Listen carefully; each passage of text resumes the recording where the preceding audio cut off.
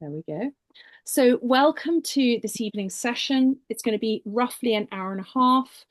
And the theme is how to be happy. It's technically the first part of three in a series that we're looking at, a Live Well series. But quite a few of you were on the first session we did at the beginning of the year, Hello 2026, and a lot of the stuff we covered on that is part of how we are happy. So I will briefly touch on the themes that we used then for those who missed it. But just by way of introduction, I am a somatic coach. Soma means body. And what I help people to do is feel well in their bodies. When we feel well in our bodies, we can think clearly with our minds, and then we can relate better with other people. So it's about our whole health that I'm interested, but predominantly we start with the body. And tonight we're going to do some sort of fun, practical things and look at a bit of the science behind happiness.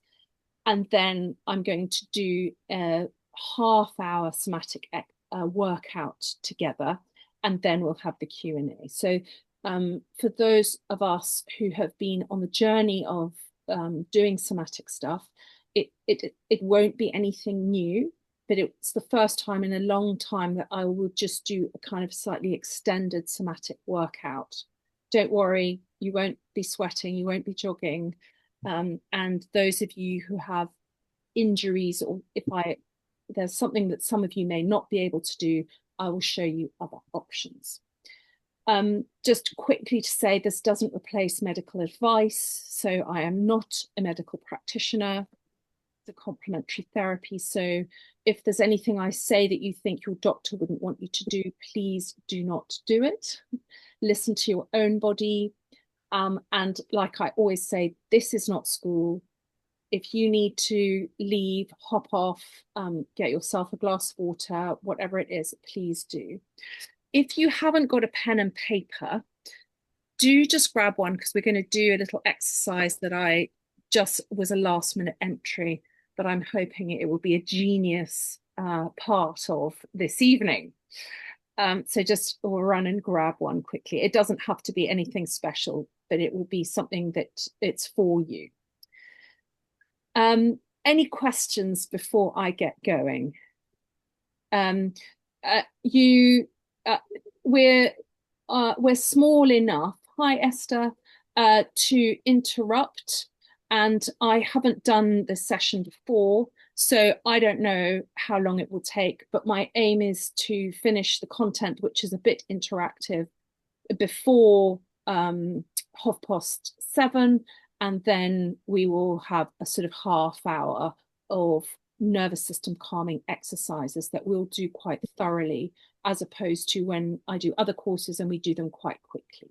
So we're going to have a proper somatic workout. Hopefully you'll feel super relaxed at the end and you'll just fall asleep in bed. Although, Cynthia, I don't know, what time is it where you are?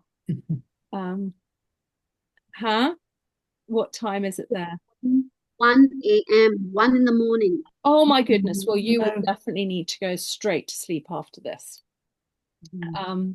So Very happy.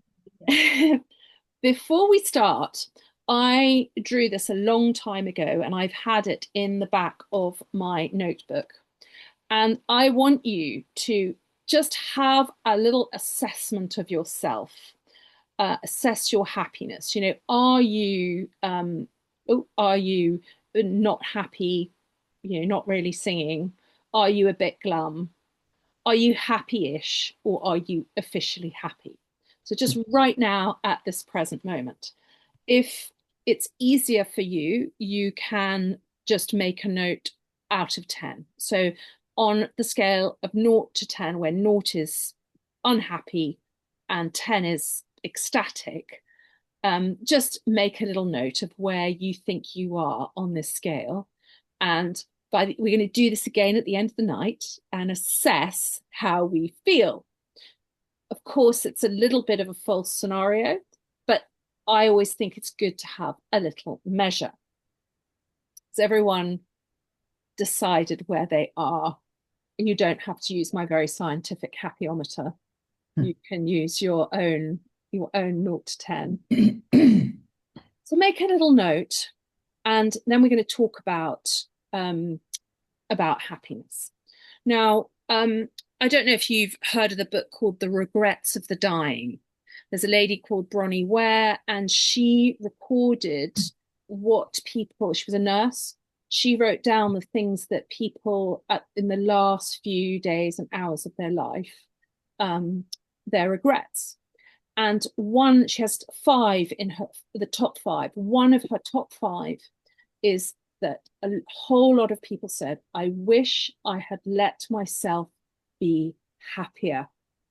Now, we do not want to say that at the end of our life, do we? We want to give ourselves permission to be happy now. So from now, from today. So I'm assuming you have all watched Sound of Music and Yes. know the song Raindrops on Roses and Whiskers on Kittens. So that song gives you a list of things that are the character, Julie Andrews' favorite things. And so we are going to create for ourselves a Raindrops on Roses contract with ourselves. So I want you to get a piece of paper and draw a line down the middle. You can write at the top, Raindrops on Roses contract, or it could be Raindrops on Roses and Whiskers on Kittens. You could choose whatever you want your contract to be called. And on the left-hand side, I want you to just think about the things that make you happy. So I started mine today, and I put clean cotton sheets, so they make me happy. I put the sound of my son laughing when I hear him laughing with his friends. The smell of rain. I put a cold glass of wine, a cold glass of white wine. Hotels make me really happy. We don't often stay in them, but I love a hotel. So I want you to just let's take 2 minutes or so to just jot down. There's no right or wrong. You don't have to show this to anyone, but I want you to just write down the things that make you happy. It could be places, it could be atmospheres, it could be people, whatever it is. I want you to just jot a few down.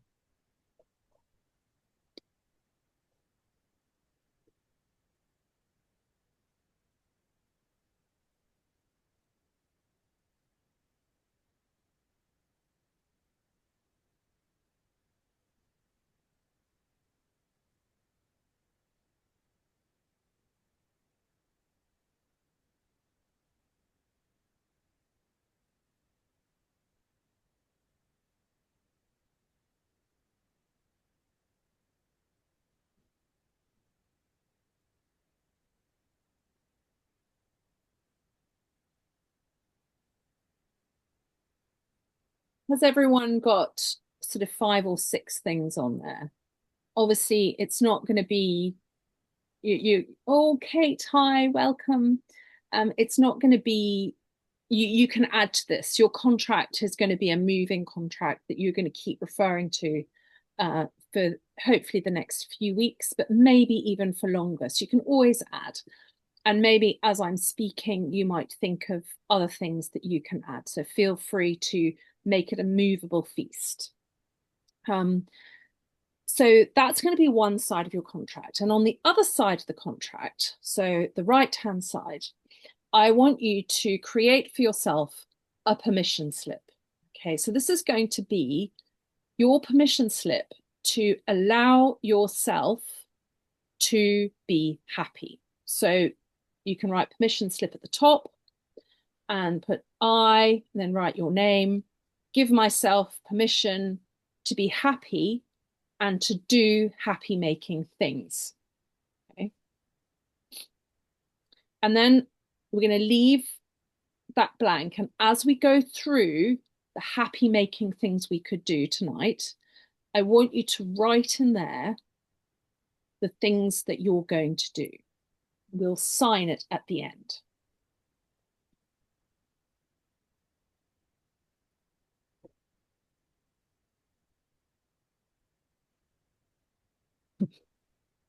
So on one side, you should have the beginnings of a list of the things that make you happy. And on the other side, you've got your permission slip. You're going to give this to yourself at the end of the night, okay? So that's a little bit of fun, but I'm hoping that as we go through the themes of tonight, you will see that you can add things in there that you can do very easily. Some of them will be harder, that will help you feel more happy with your life in general, also give you permission to be happy.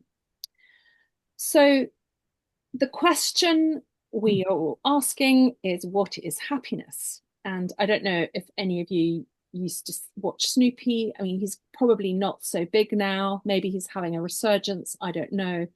But Snoopy used to have, or Charles Schulz, Charlie Brown used to have happiness is. There were books called Happiness Is, and then there would be lots of different things. And actually, I looked on the internet, I found these three. There were lots available, but these three are actually really good ones for us tonight. So happiness is taking care of someone in need. So when we have a purpose, when we love others,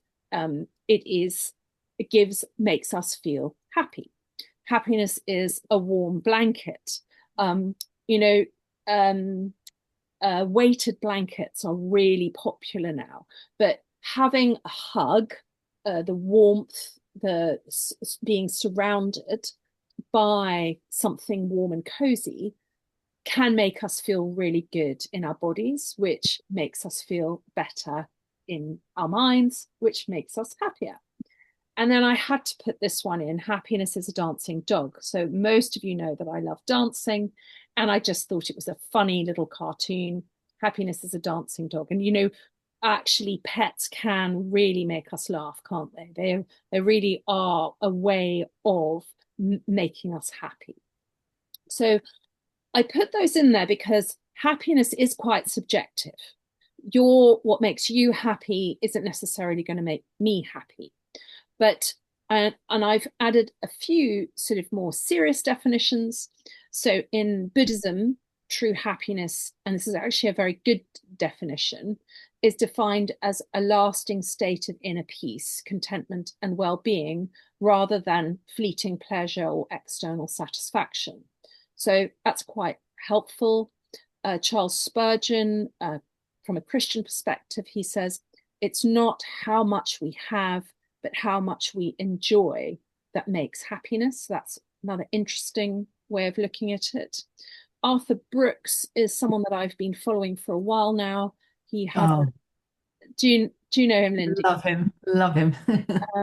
You probably know more about him, but he is really pressing into long-term happiness. He's now, I think recently, his children and grandchildren have moved into the house with him to increase his happiness, which that's quite a big commitment, I think, to the happiness journey.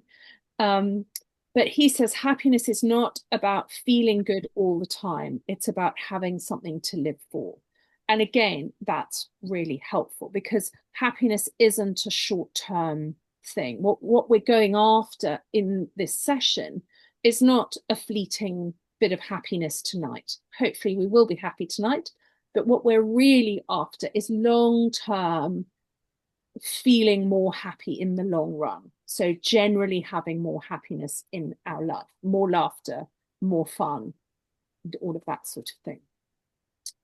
From a somatic perspective, and those of you who have done or are doing the embodied course, you will know that our emotions, so happiness is an emotion, and our emotions are our brain decides what we're going to feel by the information that we send to it. And happiness is an emotion that we can't really feel when we are very stressed. So when we are living in extreme stress and our nervous system thinks we are under threat, then it's very hard to be happy. So when we can find ease in our bodies, it increases our capacity for happiness, connection, curiosity, clear thinking, being present, And all of those things improve our general well-being. So from a somatic perspective, and we are going to do some of this tonight, calm our bodies to help us access our happiness. But from a somatic perspective, it all starts with the body. So that's quite fun, because we know that if it starts with the body, there is really often a way to get more happiness, get more of that emotion. Any questions so far? I don't think I've said anything too tricky or too complicated. So how to be happy, it's a long-term project. And the 4 things we talked about on the Hello 2026 that quite a few of you were on were strong relationships. And I'm going to show you a little slide about that. There is an amazing study called the Harvard Study of Adult Development. It's been going since 1938. There's a book called The Good Life that's quite a good read. And it's the longest study of happiness that's ever been. And they look at all different parts of life, and they follow families. It started, I think, with like 700 men, but now it's extended into their families. And they do a whole lot of assessments every year. And part of that is their emotional state. And the research shows that the #1 driver for long-term health, joy, and longevity is healthy, good relationships. So it's a good read. It's an interesting book. Get it out the library, worth reading. So strong relationships are going to be one of the primary things that helps us be happy. We also talked at the beginning of January on gratitude, and how when we are thankful, it changes our brain chemistry. So when you focus on being thankful, you force your brain to focus on the positive, and that can change how we feel, change our brain chemistry, which then changes how we feel in our body. So lots of gratitude changes how we feel about life. The third thing we spoke about was having meaning in our lives. That doesn't mean you have to be in a great charitable job, but having something meaningful, whether it's your work, the activities you do, you're having meaningful relationships, I would club into that as well. And then we also talked about slowing down and the principle of stopping, noticing what's going on around us or in our body, and then responding. And tonight we're going to look at kind of the other side of the coin to slowing down. So those are the things that we've sort of covered, but I would say if these are things that you want to work on, I would pop them in your contract right now. So whether you want to work on building strong relationships, add some thankfulness to your life, do something that's meaningful, volunteer, help a neighbor, something like that, or slowing down. So those might be things that you want to add to your contract. But tonight we're going to focus on 5 things. Hopefully not going to spend too long chatting, and each one will have a couple of solutions that we could discuss. You might have other ideas. So the 5 things we're going to talk about tonight are, firstly, that happiness isn't linear. We're not just going to get happier and happier and happier and happier till we're just this sort of crazy grinning thing at the end of our lives. It's cyclical, but we can increase how much happiness we have. We're going to talk about the impact of effort and progress on happiness, the principle of wanting less instead of wanting more, and finding satisfaction and how that impacts our happiness. We're going to talk about eliminating hurry, which is kind of the other side of the coin of slowing down. And we're going to talk about struggle and suffering and how that actually brings long-term ability to connect with your emotions, and therefore you can be happier if you deal well with the struggle and suffering in your life. So we're going to cover those tonight and then do some exercise. Please just ask questions. I think we're small enough, friendly enough tonight. If people have it. Oh, Jess, welcome. So nice you're here. Um, Hello, hello. Hello. So let's look at the first subject. So, firstly, happiness isn't linear. So, you can't draw a graph that goes from when I was sad as a teenager and it just gets happier and happier and happier in my life because we don't move in a line. We move in circles. We are constantly in some sort of rhythm.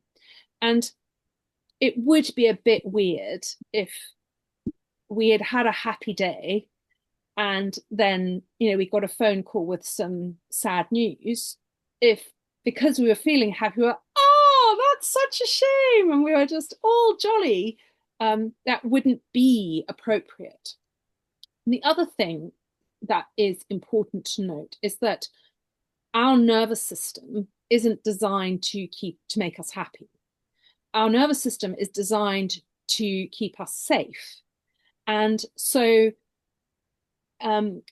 it's natural that when we are safe, but it is natural when we are safe that we will feel happier. So if our nervous system is responding well to the circumstances we are in, it will react to threats. So when we are running from a tiger, let's use that as a very obvious threat that we have here in the UK. You might have it in Goa, I don't know. But so let's say you are a threat might be a difficult discussion you have to have. That would be a threatening sort of thing. You're not going to feel happy in that discussion because your nervous system is switched into fight and flight response so that you have the energy to cope with that. So you're not going to always feel happy and always grow your happiness. But what we can do is increase our windows of happiness by helping our nervous system feel safe for more of the time. And that would be learning how to calm your nervous system down when you are feeling anxious, even when there isn't a threat around. On that. Okay, so there are two ways. I can't see you all, by the way. So if you do have a question and I don't see your hand up or you waving, just do speak out. So there are two things that we can do to help our nervous system feel calm. This is in general, not specifically for incidents. So one of them is to build rhythm into our lives.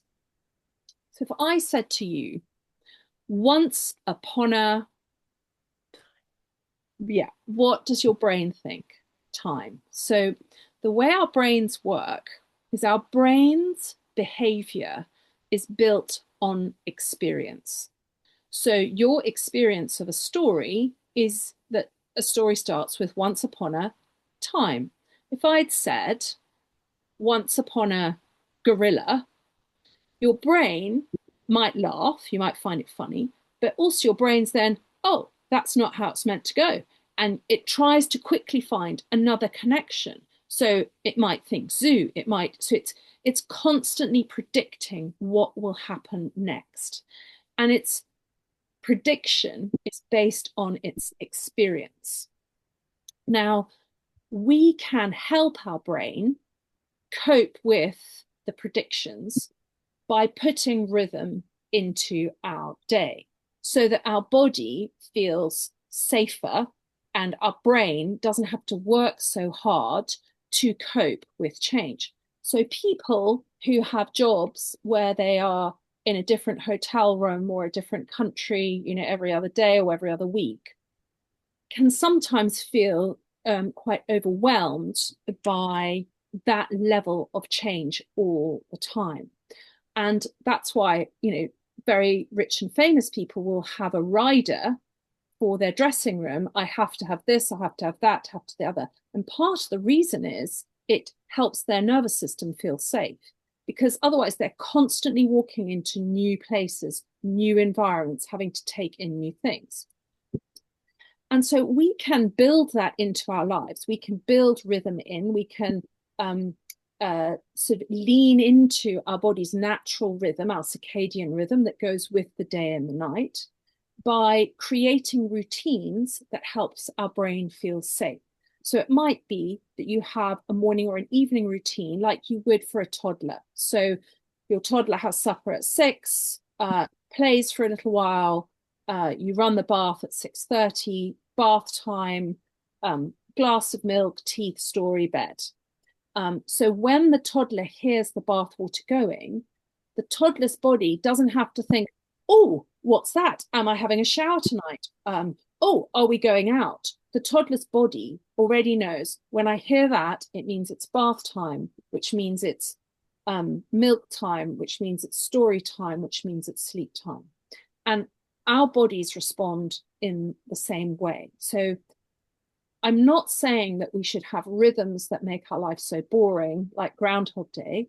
But what I'm saying is if we have points in the day that are regular, that help our body and our brain feel safe, so we don't have to worry about the other bits, we will have more capacity for fun, for laughter, for happiness. Another good example is Steve Jobs. So he used to, I don't know if you've seen photos of him. This is the guy who designed Apple phones. He always wore the same clothes. So he removed decision from his day so that he had a mental space for more creative thinking. And so that's the sort of thing. So I actually have a very limited wardrobe, and it just really helps. Pretty much wear the same thing all the time with a slight rotation. Those of you who've seen me regularly will probably already know that. So creating daily rhythms or rituals. So like we have on birthdays, we have early morning chocolate in bed with a cup of tea. That's a kind of little ritual. We all know that's going to happen. If it's your birthday, even if you're wide awake, you have to pretend you're asleep until the others come in with a tray of tea and a bar of chocolate, and then you can open your presents and it's birthday. So those kind of things, if you build them into your life, build them into your week, your year, your day, create safety for your nervous system, and then you've got space for delight, for enjoyment. So that's one little simple thing. And the other thing is that patterns help us to flourish. So if you look at nature, you can see that it's just full of pattern, and pattern helps us feel safe. So I put there 2 pictures of trees. Now they're completely different trees. The baobab tree, the silver birch tree, very, very different. But even if you've never seen a baobab tree before, and it does look weird, looks like the tree's been taken out and plonked upside down, so the roots are in the air. But even if you'd never seen a baobab tree before, you would know it was a tree because nature follows a pattern. And that helps us feel safe. So actually spending more time in nature can really help us feel safe.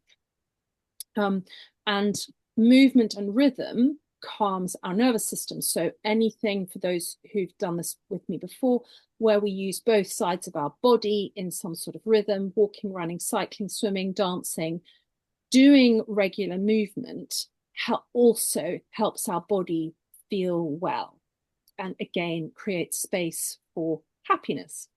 Those of you who get my emails will have seen this photo on the right of footprints in the snow. This was about 3 weeks ago when it snowed here, and as you know, I get up in the morning and I go dancing on the lane. I think this was a Saturday. I'd gone out much later than normal. The sun was up, and the road hadn't been walked on. You can see someone had driven, but it was fresh snow. And I just did my usual thing, was dancing, my usual crazy thing. And I didn't know what I did. And when I looked back up the lane to what I'd done, I had been dancing in a pattern and I had no idea. And you can see I've drawn the pink lines of where my footprints went across. And then the blue line where I'd kind of waved in and out. And I was actually quite shocked. It gave me quite a surprise. But what I saw, what I observed, is that even when I wasn't thinking, when I got into a flow, just dancing crazy dance, I was actually dancing in a pattern. My body just naturally danced in a pattern. And, nature is so full of pattern. So I'm going to flash between these two slides, and I want you to find your contract, and I want you to pop on there a couple of things that have jumped out at you that you might build into your day. So it could be having an evening routine. It could be going outside, tree hugging, so spending more time in nature, doing something where you do double movement. So just pop. Now, your contract is not a legal contract. This is between you and yourself. But if there's anything that was obvious in that you think, yeah, I think if I build more of that in, my body will feel calmer.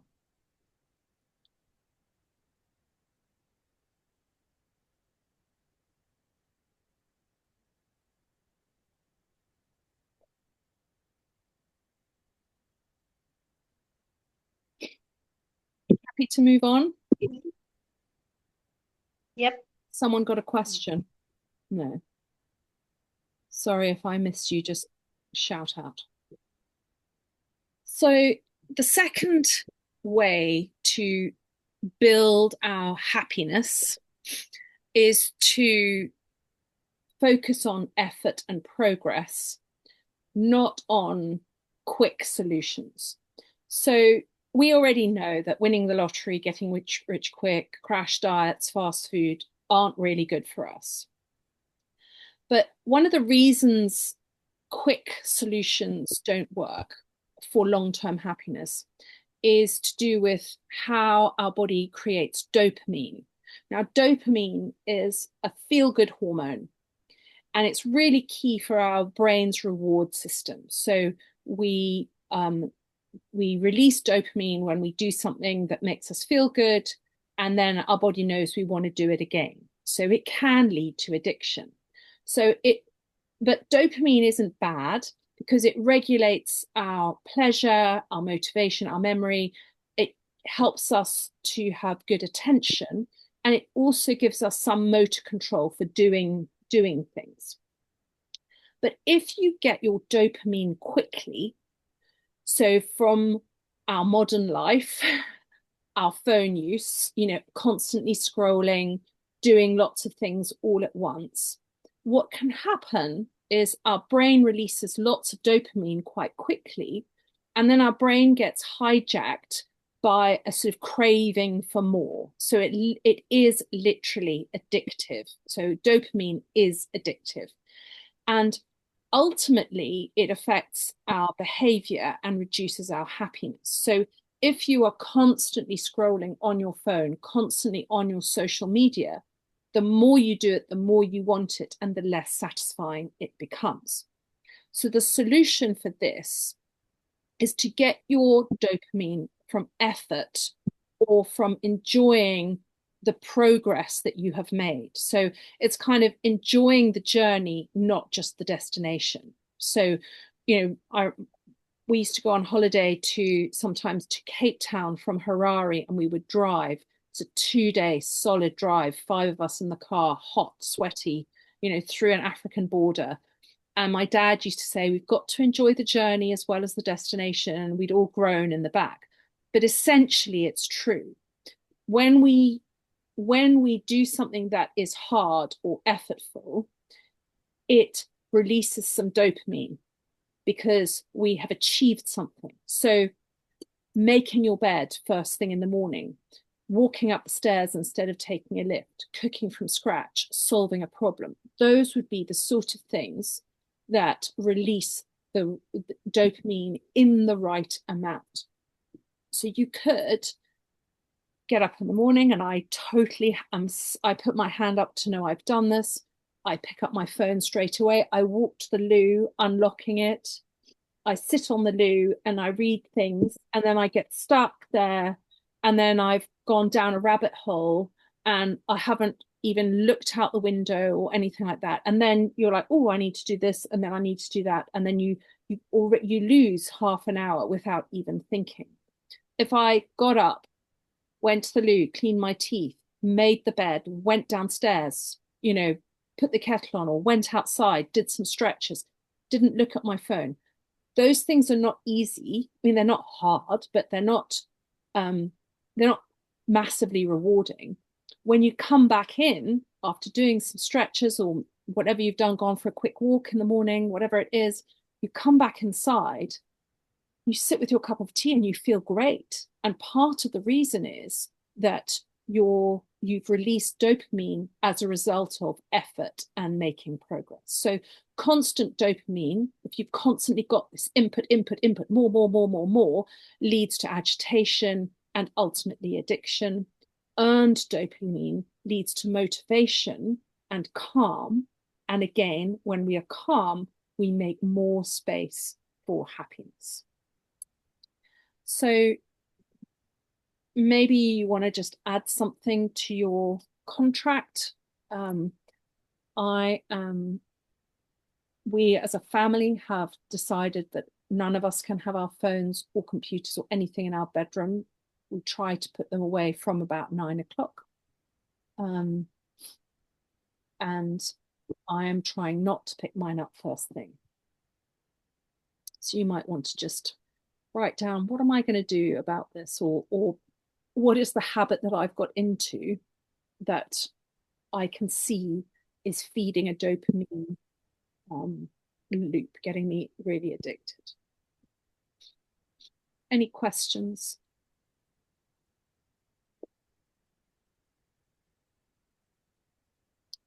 So the third one is quite hard. Now, we all know the song Mick Jagger, I Can't Get No Satisfaction. And we know it's true. We know that fame and fortune and winning the lottery do not actually really bring happiness. But I was just trying to find a science-backed, I'm really try to make everything I put out there backed by science. And I found this thing called the hedonic treadmill, or the hedonic adaptation. And it was done in the 70s, early 70s, and it has been repeated, and it is proving to be true. And essentially what these scientists proved is that as long as you have your baseline of needs met, so this is not true if you are not earning enough, or you're hungry, or you don't have a house, but if you have your baseline needs met and you win the lottery, over time, no matter what you've gained, and no matter how exciting and buzzy the status or the money or the things that you get from it are, you come back down to the same level of happiness, because when you've got some, you then want more. So basically your need or your desire increases, so you never actually really feel any happier. And I think that's really interesting. And so the way we should how we put this into practice, instead of constantly wanting more, I'll be happy when this happens, I'll be happy when I get that, I'll be happy when I get a new car, I'll be happy when this, I'll be happy when that. Instead of living like that, we need to just want less. If we just wanted less, we'd be much more happy with what we had. And our wanting less shifts us towards a sort of contentment rather than a craving. So instead of constantly wanting more, we would end up being really happy with what we want. So when we chase after those momentary pleasures, even fast food, it is quite fun to go to McDonald's every now and then, especially if you have a teenager. But if you went every day, the momentary pleasure would run out. So if we're going after long-term satisfaction, we have to reduce the craving.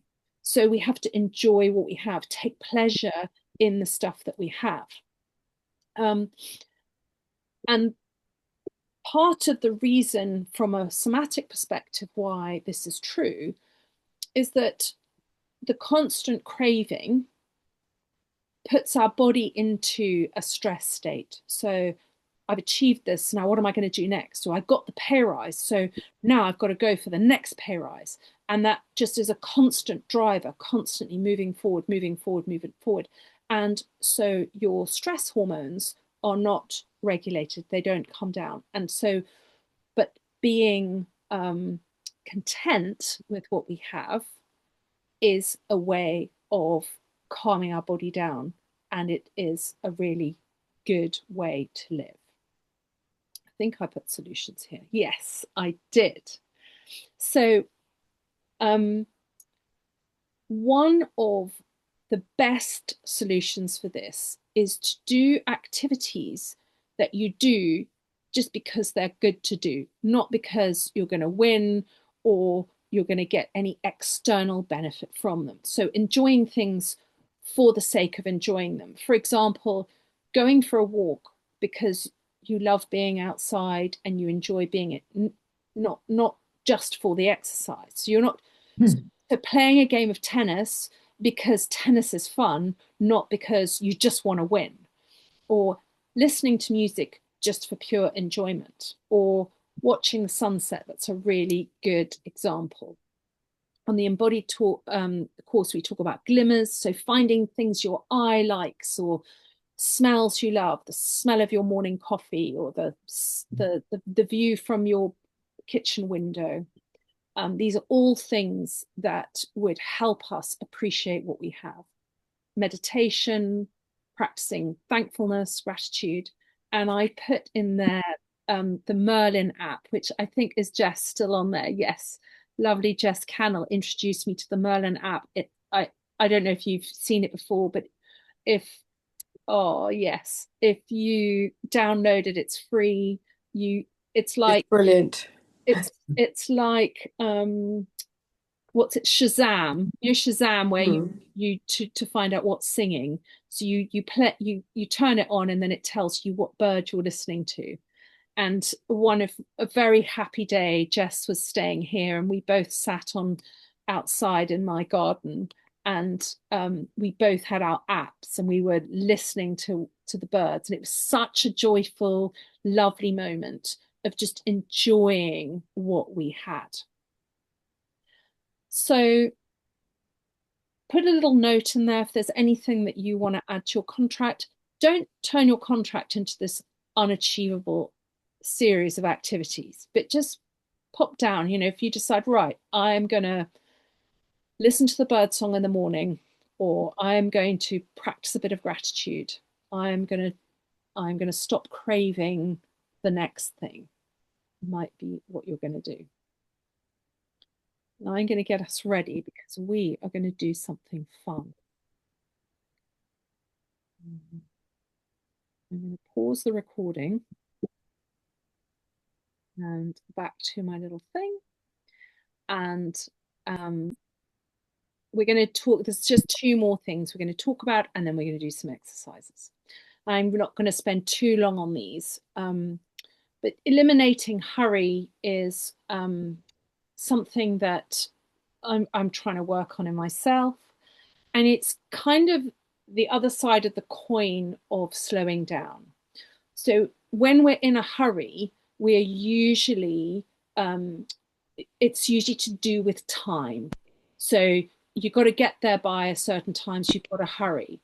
But the research behind hurry and all of this is, can you hear me? Sorry, I heard a funny noise. Is that usually we are in a hurry, but the time is only perceived to be scarce. It's not really scarce. And when we sort of think we're going to be late, we're going to be late, we're going to be late, it adds this anxiety and stress to our bodies. When we have, it results in increased stress, narrowed attention. So we're constantly moving, we make worse decisions, and we have a lower life satisfaction. And this usually happens when there is no real hurry. So let's say you're going for a walk. You've got 40 minutes to do the walk in. So you decide you're going to just rush round this really big, long walk. And you're in this hurry because I've got to get the walk done by the time I get back. But actually, you could have just chosen a shorter walk and gone slower and enjoyed it. You would have eliminated the hurry. And so we kind of put ourselves in this hurry sort of scrunch. And I've got a great example of it. On Monday, I got this text message from, it's one of those food, you know, when you buy boxes of food. I can't remember which one it is. And I got this text message, January payday, hurry, our upgrade offer ends soon, free treats for life, plus 50% off. And you're like going, oh my goodness, that's such a good deal. I've got to respond. And it like induced this hurry state inside of me. And suddenly I was like, we don't even want food boxes. Why am I even getting this? You know, and I'm sure there's a catch. I'm going to have to read the small print, you know. So it's this, we have this hurry often imposed on us. And time is really the great leveler, isn't it? So when we used to laugh as a family in COVID, in the first lockdown, about how that COVID was a great leveler. So the rich and poor all had to clean their own loos. But the reality is that the 24-hour time limit that we all live under, no matter where you are in the world, you have 24 hours in your day. And that is what we have. There is nothing we can do about it. So I just thought the difference between slowing down and eliminating hurry is slowing down is, and it's good, we want both. Slowing down is doing fewer things within your 24-hour period. So you're planning a bit differently, you're taking out some of the things, you're moving more slowly, and you're finding time to rest more. So you're changing your behaviors. And eliminating hurry can actually look a little bit more strategic. So part of the reason why I find myself hurrying is I do half of something and then half of another thing, and I haven't quite finished everything. And then I'm like, oh, I need to go back to that. And so one of the ways to eliminate hurry is to finish tasks. So start a task, finish a task, create a time boundary. You know, I could spend three full days cleaning my house, and it's a small house, and it still wouldn't be perfect. So create a time boundary, right? I'm going to spend 3 hours on the house today, or 1 hour, whatever it is. Create a time boundary, decide what is enough. Perfectionism isn't going to serve you well. And factor in rest as part of your plan. And so what you're really doing when you do this is you're changing your stress response, not just your behavior. So you change how your body reacts to time instead of changing what you do in time. Does that make sense? So I've got some solutions, you know, plan better, plan your downtime, and don't be a perfectionist. I'm not going to go over this. I can chat to people at the end if you want to. It's a kind of a little matrix that's quite helpful. I'll come back to that. The final thing is struggle and suffering, and I don't want to spend a long time on this, but it's easier to understand this concept backwards. So when we avoid pain and discomfort, when we avoid extreme emotions like sadness or fear in the moment, so if something sad has happened and we avoid feeling sad, in the long run, that sadness will be trapped somewhere in our body, and it will ultimately result in you feeling anxious or a lower well-being or depressed or whatever it is in the long run. So the emotions don't disappear just because we don't feel them at the time. And for some people, if you don't allow yourself to feel what you want to feel in the moment, that emotion can stick around for a while and actually intensify and will leak out in another way. So sometimes, you know, when I'm sad or disappointed, about something and I don't address that, later in the day, I can actually be quite aggressive or shouty to my son. Now, my behavior, what comes out, it's got nothing to do with him. It's to do with the fact that this suppressed emotion is stuck inside me. Now, of course, we can't just feel everything we want to feel all the time, because then we would struggle with life. When you're in an office, it is sometimes inappropriate to cry or shout or whatever it is. But as soon as you can, allow yourself to feel the hard things so that you are actually engaging with that emotion. So I'm not saying that we should look for struggle and look for suffering. I'm just saying that when it comes, we should engage with it. And the long-term studies of that are that when we deal well with struggle and suffering, and we will end up with short-term discomfort. But if we avoid it, and then we'll return to feeling happy. But if we avoid it, in the long run, it shrinks our ability to feel happy emotions as well. So the solution to that is to allow yourself to feel more. So to be more emotionally connected to what is going on around you. I haven't necessarily explained that very well, but I think you probably understand. Does anyone have any questions? So those are the 5 things. We've whizzed through them, whizzed through the end. So we did, where are they? So we talked about how happiness is actually quite cyclical. We've talked about how doing things that are effortful, they're a bit hard, enjoying the journey, not just the destination, releases good dopamine, how finding satisfaction in the small things, wanting less, means that we are happier, listening to the bird song, smelling our coffee, noticing smelling the roses. Eliminating hurry, so stop allowing the 24-hour clock to impact how you behave, how your stress response to things. And then when it comes to struggle and suffering, to actually allow ourselves to emotionally connect with them. Because when we do that, our emotional health will be better and we can feel happier. We can engage with happiness even more. So those are our part of our framework for building long-term happiness. Any questions? So before we do the exercises, I want you to just quickly note down if there's anything more you want to put in your contract. Obviously, you can come back to it. I'm going to send you this presentation so you will have the notes. And then I want you to sign it. So you're giving yourself permission to be happy. And that doesn't always look like laughing or listening to the laughing policeman, although that sometimes helps.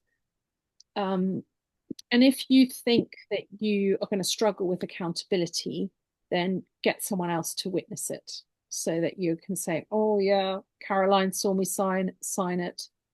I know I am going to try and do that. And after the somatic workout, I will talk through the happiness challenge that you should have also received. And I think this could be your first stepping stone to move towards that.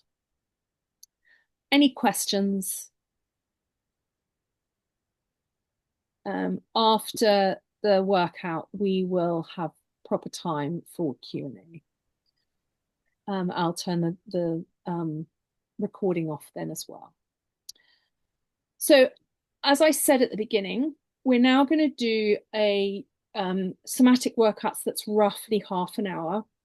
And when we do other courses, we don't often have time to really move in and engage with the exercises. So if you want to, you can turn off your screen. I am still recording. And we're going to start standing, and then you can either sit, or if you want to, you can lie down. And then again, then at the end, we will stand up and do something together. So I'm going to stand up, make sure you can see me.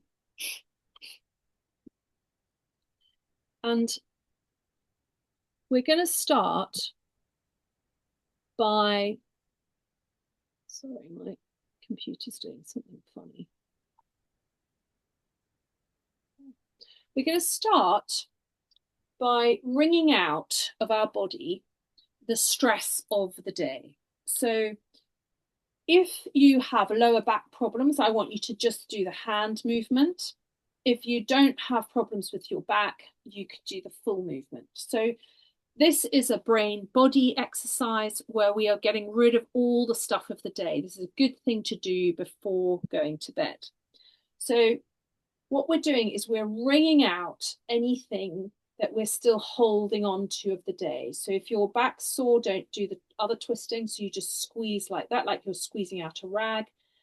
If you don't have back problems, you are squeezing your whole body. You're twisting your body. You're squeezing out. And I find it helps to do this slowly and do it with my hands and my back. I'm squeezing out all the junk of the day, all the dirt. And you can just almost imagine, a difficult conversation. You're engaging with the emotion that happened, the frustration, but you're getting rid of it. You're squeezing it out. When you do this on your own, just do it for as long as it feels good. Squeeze it out. I feel like I could do this for ages, but if you're ready, we're going to move into a twisting exercise, another twisting exercise that will release some adrenaline, and it will also stimulate the lower part of our vagus nerve. Again, if you have back injuries, don't do this. I'll show you a different thing. But for those who don't, I want you to just do this. It's very quite relaxing. Let your arms be floppy so they sort of plonk onto your tummy, and just keep going. For those who can't twist, all I want you to do is tummy tapping. So you are literally just tap, tap, tap. Get into a rhythm. If you can, do some twisting. And we're going to do this for 2 or 3 minutes. Just let our bodies enjoy this feeling.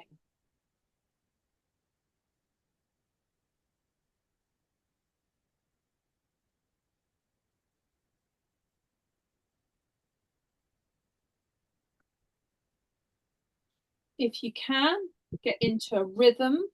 Whichever exercise you're doing, you want to get into a rhythm.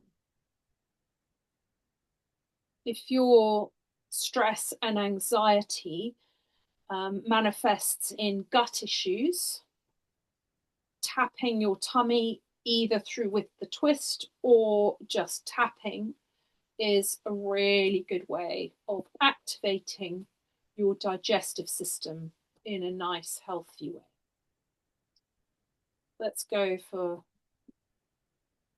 another minute or so.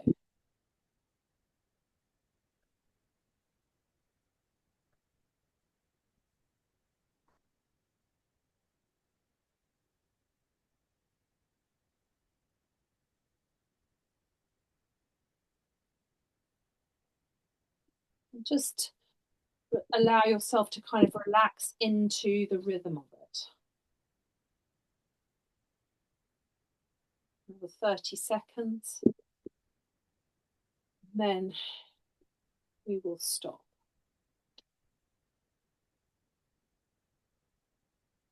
Now, if we were doing this in the daytime, I would now suggest that you stand at the window and you look out the window. You can do this next, but sitting or standing, it's up to you. What we're going to do is we're going to stretch our eyes. So, as most of you know, when we're stressed, our eyes are quite darting. And so we're going to help our eyes just move to the periphery of our vision. Again, if you have issues with your eyes, don't do this. You can just stop and relax for this moment. Even as you sit down, just take note whether you can sense anything from doing that twisting, whether your body feels different, good, relief, if there's any sort of sense of release. Some people feel a softening. Just notice what you feel.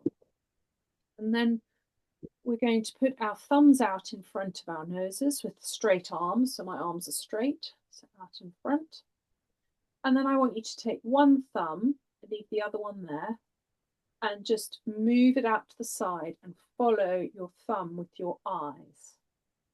But really slowly. So then do the other one, follow it right to the edge of your vision, and then come back in. Other one, edge of your vision. Try not to move your head, and back. Other way, and back. Let's do it one more time on each side. One side, and back. The other side.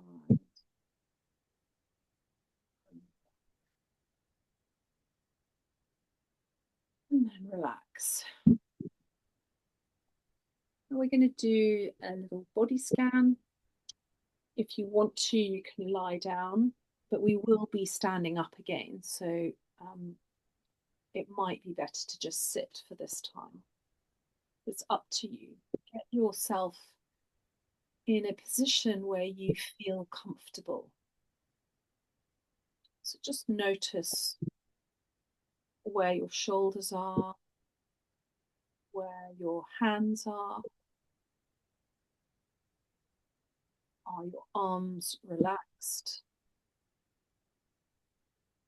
Just take a moment to feel the chair underneath you and your feet on the floor.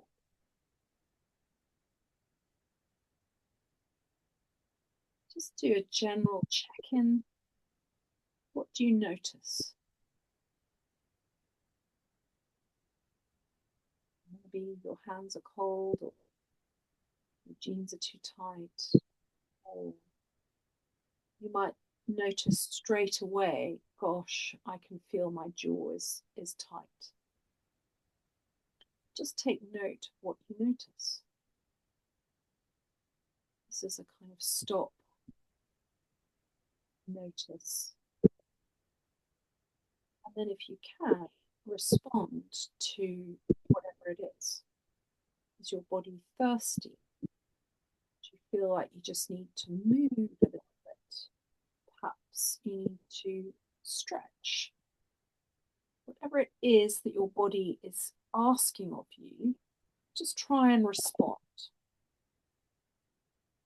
There's no right or wrong. Your body is your body. Just enjoy the sensation of whatever it is that your body is asking for.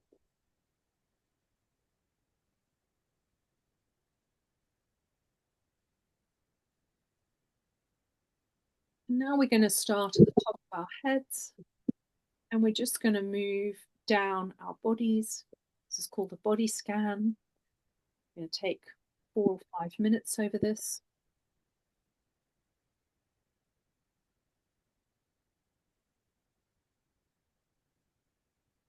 So starting at the top of your head, I find it hard to just imagine my body parts. I find it easier to touch or to move the piece that I'm referring to.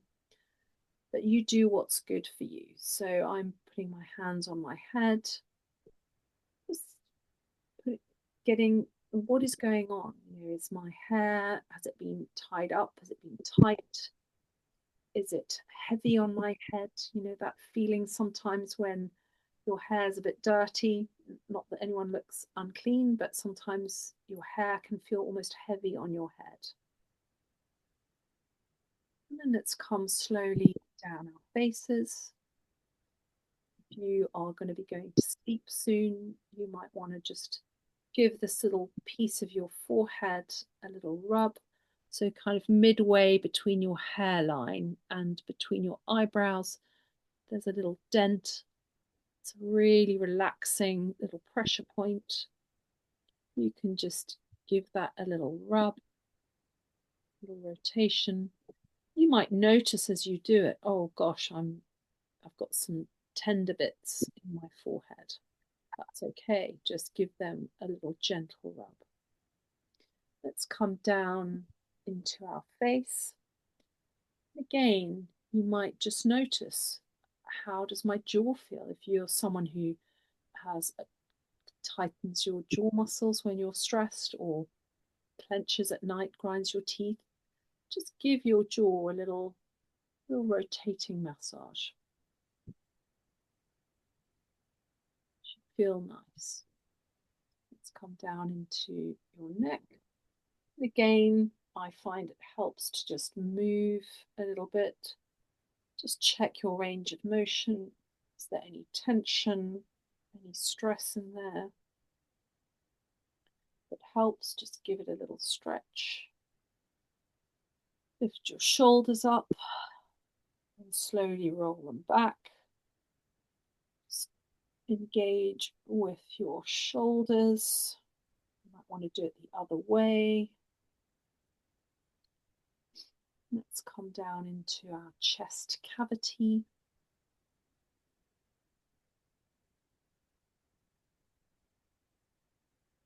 If you're in a really quiet space, you might be able to hear your heart or feel your heart if you put your hands on your chest. And you probably can notice your breathing. Where is your breath? High in your chest or in your belly, lower down? What we really want is when we breathe, the oxygen to come right into the lower parts of our lungs so that our belly expands. Because the oxygen that's released from the lower part of our lungs is so much more efficient and better for our bodies. So we breathe deep. And when we do deep breathing, our diaphragm moves up and down, and it gives our internal organs a nice little massage, which is really good. So deep breath in and a long out breath.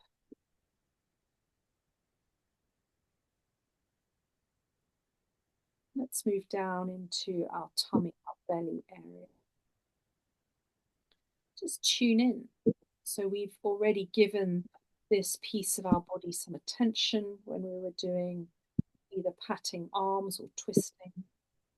We've activated it a little bit. Just tune in. Is there discomfort? Is it full? Does it feel well? And let's go into our hips. As women here tonight, we often hold a lot of tension in our hips. Into our thighs, massive muscles in our thighs. We could do a little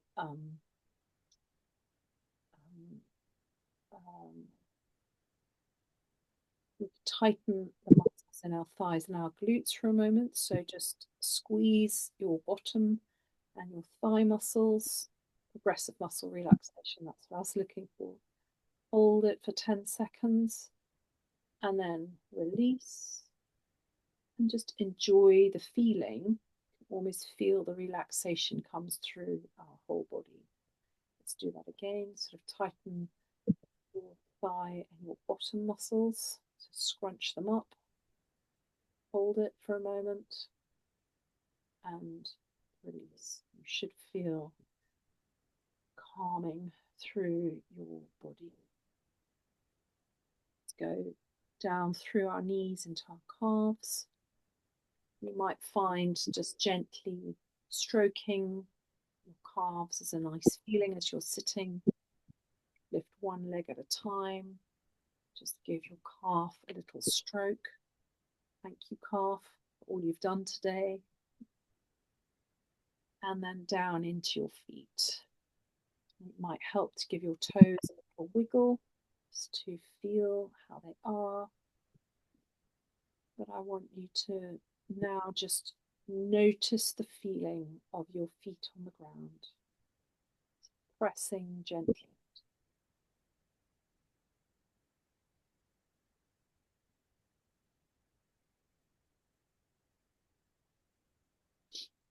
And now I want you to imagine yourself as a happy person, that you are stepping into who you were designed to be. Calm in your body, that your nervous system feels safe right now. And what I want you to do is put an imaginary crown on your head. So pop this crown on your head. You are the queen of happiness. You are going to carry happiness into your life. And then I want you to stand up wearing your crown. You can let your hands go. And I want you to just walk around with your crown on,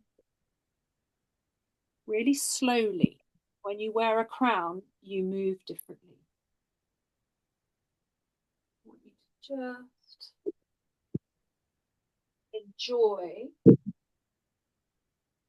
your happy crown, what it feels like to wear it.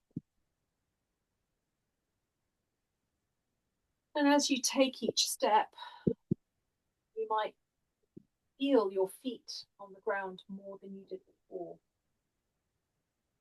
You might notice your body feels a little bit different. You might notice a sort of softening. When you're ready, I want you to very carefully, keeping your crown on, sit back down.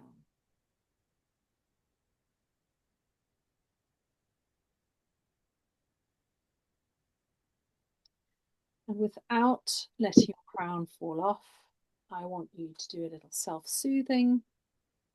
So maybe stroke. You can do both sides if you want, one side at a time. I quite like a little bit of rocking. I love a bit of rhythm. My body responds really well to it.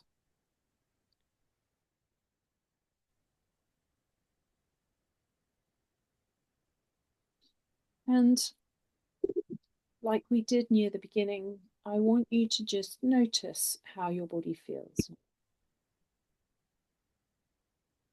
Just notice if you have any signs of relaxation. You might be swallowing, yawning. You might feel that kind of, I call it the sunset feeling, that lovely feeling you get when you watch the sunset at the end of a day.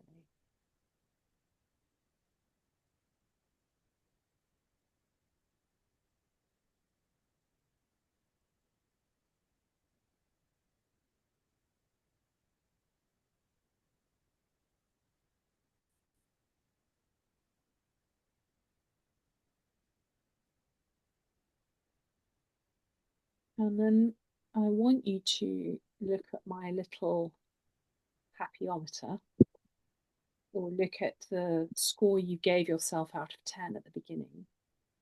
And I want you to just take note of how you feel now.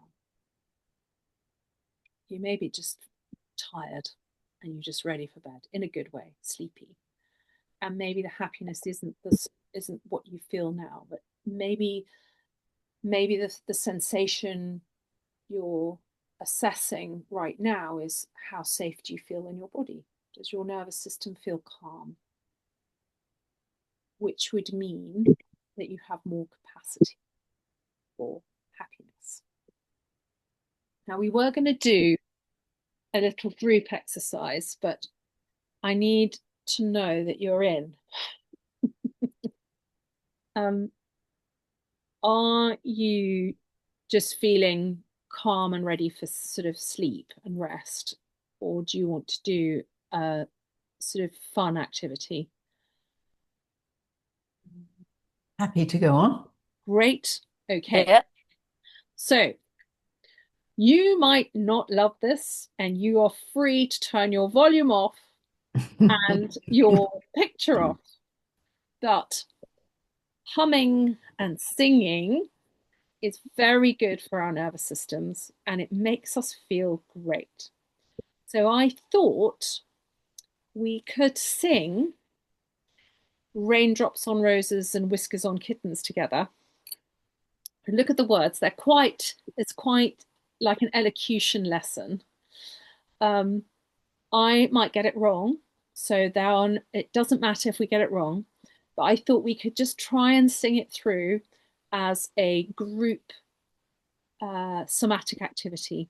So I don't know if you've seen, lots of the online choirs that happened in COVID, very joyful, very fun experiences. Now, I'm not imagining that we're going to quite get to that standard, but I think one sing through of Raindrops on Roses will be really good for us. And it's actually it's such a brilliant song full of all the principles that we've talked about tonight. So when we think about notice all the good things, we don't feel so bad when the bad stuff happens. So are we all ready? I can't sing in tune, but I'll join. Doesn't matter. Sing with gusto, people. Okay, so the first line is Raindrops on Roses and Whiskers on Kittens. I can't see it. Can you see it? Yes. Great, perfect. Okay. Raindrops on roses and on whiskers kittens, and bright copper kettles and woolen mittens, brown paper packages tied up with strings. These are a few of my favorite things. Cream-coloured ponies and crisp apple strudels, doorbells and sleigh bells and schnitzels with noodles, wild geese that fly with the moon on their wings. These are a few of my favorite things. Girls in white dresses with blue sashes, snowflakes that stay on my nose and eyelashes, white winters that melt into spring. These are a few of my favorite things. When the dog bites, when the bee sings, when I'm feeling sad, I simply remember my favorite things. Then I don't feel so bad. Very good. That was brilliant, guys. Fun. Do you feel a bit happier now? Yes. So laughter is a really great way of calming your nervous system. And so if you are feeling sad, but you know that isn't the appropriate emotion for the moment that you are in, finding something that makes you laugh will really help. So I am going to finish with just saying, I think I've sent you all the happiness challenge. If you haven't got it, let me know. There is no obligation to join me, but it is 5 things to do every day, having some sort of gratitude practice, somehow practice playfulness, easier if you live with children or you have pets. So pets are very playful. So do something funny and fun. It could be watching or listening to a comedy. I put 5 minutes, but obviously I have a client who is a teenage boy, and he watches Would I Lie to You? And the other night, when I was trying to work out what we could watch together, I found this on YouTube, like the highlights of it, and me and Mike just laughed our heads off. It was so good. So find something playful, a bit of dance therapy. So dance to one song a day, digital detox. So I put in the challenge to just put your phone down for a meal. I feel very challenged. I listened to a talk this week by John Mark Comer, and he doesn't have his phone for 13 hours of the day. So he puts his phone to bed at 9, and he doesn't open his phone until 9:30. Who is that, Perry? John Mark Comer, he is a Christian teacher, and he does a lot of stuff on rest. Comer. I'll email it to you. Okay. Who's that asking? Sorry, I can't see. Who was that asking? Mary. Oh, Mary. Mary. Brilliant. Mary, I will send it to you. He's not a somatic person, but he was talking about the impact of phones, and Yeah, sure. maybe he puts his phone down at 8 and he doesn't pick it up until 9:30. I was like, oh, Brilliant. do that. And then humming. Obviously, you can combine some of these. So you can hum during your digital detox while you're dancing, so it doesn't have to take that long. You can tick them off each day and see how you feel. I do suggest that at the beginning you start giving yourself a score. How do I feel this morning? 4 out of 10. How do I feel after a dance? 8 out of 10. And just really assess. And the idea is we're just building things into our life that make us feel good, make our bodies feel safe, and ultimately give us more capacity for happiness. So we're building space in our lives to be more happy. If you want, and actually nobody has messaged me yet, and there's quite a few people who've downloaded it, I was going to get a WhatsApp group together if anyone wants to journey along, and we can chat on it for 30 days. It'd be quite fun to see how we get on, share ideas. If you want to, send me a message on that number. It was on the email I sent you, and then I'll set up a WhatsApp group that we liaise on. I don't think it'll be onerous. You can always come off it. If you are not enjoying it, we will still be your friend. Sorry, Perry, I missed the beginning. Is the challenge to start tomorrow, or is it to start on tomorrow? Yeah. Okay, perfect. Yeah. Thank you. Oh, sorry. Stop share. I'm just trying to stop recording because we don't need to record now.